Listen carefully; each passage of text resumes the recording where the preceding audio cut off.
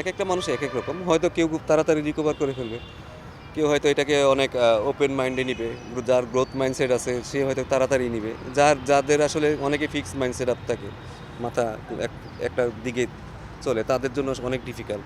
Frustration তারা আসলে সহজে ওইখান থেকে নিতে পারবে মানে ওইটার ফ্রাস্ট্রেশন তার বাড়তেই থাকবে। বাট সবার মেন্টালিটি তো একরকম না। কেউ এটা বললাম না পজিটিভ নিবে, কেউ নেগেটিভ নিবে, কারো হয়তো জীবন পুরাটাই চেঞ্জ হয়ে যেতে পারে। এটা আসলে বলাটা বহুত মুশকিল। এটা তো আসলে আমরা সবাই, আপনারাও এর মধ্যে বাকি না। ঠিক আছে? আপনারাও এর মধ্যে বাদ যান না। কারণ উস্কানিটা আপনারা শুরু করেন মাঝে, মাঝে। তো আমার মনে হয় যে এটা আসলে আমাদের শিক্ষা ব্যবস্থা আমাদের খুবই খারাপ।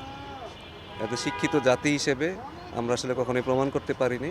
এটা আসলে কবে প্রমাণ হবে আমি জানি না। তো সবারই আসলে শিক্ষার খুব দরকার। ওই এডুকেশন সিস্টেমটা আমার খুব মনে হয় যে খুব ভালোভাবে পরিচালনা করা উচিত। কারণ আপনি যখন 6 এ পড়েন, আপনি যখন 7 এ উঠছেন, 6 এর বই আপনি একটা প্রশ্ন আসলে কিন্তু আপনার লিখতে পারবেন না। কারণ আমার সিস্টেমই খারাপ। কারণ আমি কিছু শিখি নাই আসলে। আমি খালি বইটা পড়েই লিখছি। স্টে সেফের ডাবল লেয়ার প্রোটেকশনই পিরিয়ডের হেভি ফ্লোর দিনগুলোতে আমাকে রাখে নিরাপদে। Stay safe.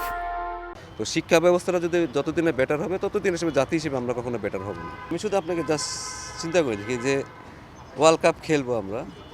আমরা তো ১ বছর আগের থেকেই আমরা স্বপ্ন দেখতেছি। আমি নয় কোচিং স্টাফ, আমি আর কোনো ফ্যাক্টর নেই, ঠিক আছে?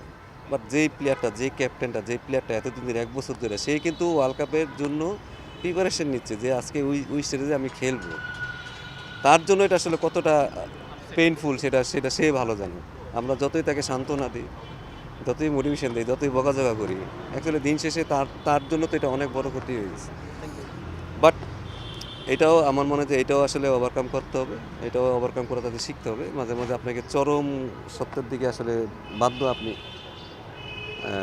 মাইনা নিতে হবে। তো মাইনা নেওয়া উচিত।